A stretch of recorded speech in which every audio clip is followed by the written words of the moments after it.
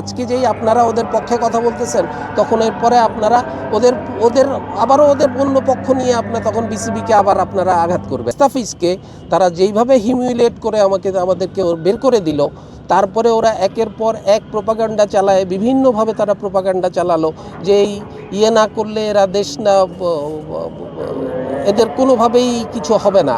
তো তারপরে আমরা কোনোভাবেই ওদের পুরা একটা মুস্তাফিজের জন্য যদি আমরা না করতে পারি, নিশ্চয়তা আমরা না পাই। Bashundhara public school and college 2026 শিক্ষাবর্ষে ভর্তি চলছে।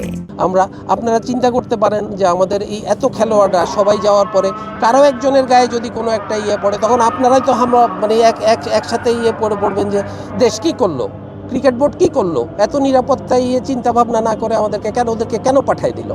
তখন আপনারাই বলবেন। আজকে যেই আপনারা ওদের পক্ষে কথা বলতেছেন, তখন এরপরে আপনারা ওদের অন্য পক্ষ নিয়ে তখন বিসিবিকে আবার আপনারা আঘাত করবেন। কারণ কেন পাঠালো।